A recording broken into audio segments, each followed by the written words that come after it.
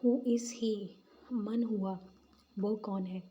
یہ ہم مذکر کے لیے استعمال کریں گے. اگر اسی جملے کو ہم نے کسی فیمیل کے لیے استعمال کرنا ہے تو ہم کہیں گے من ہیا، وہ کون ہے، یعنی وہ فیمیل کون ہے. واٹ از دیٹ، وہ کیا ہے. مطلب آپ کسی چیز کے بارے میں پوچھ رہے ہو تو آپ کہو گے ما ذالکا، ما ذالکا. اسی طرح سے ہو آر یو، آپ کون ہو، آپ کون ہو. من انتا، مذکر کے لیے. اور اگر آپ نے فیمیل سے پوچھنا ہے آپ کون ہو تو من انتی، من انتی، آپ کون ہو. ہو از ہی، وہ کون ہے.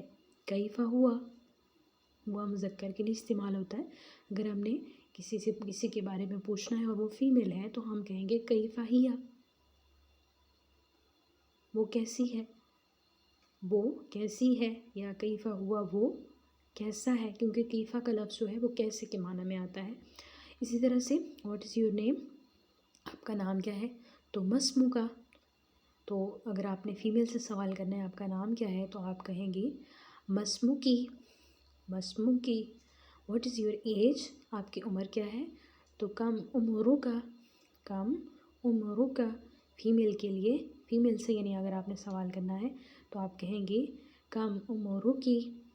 اور ویئر ڈو یو لیو، آپ کہاں پہ رہتے ہیں. تو اینا تسکنو، اینا تسکنو.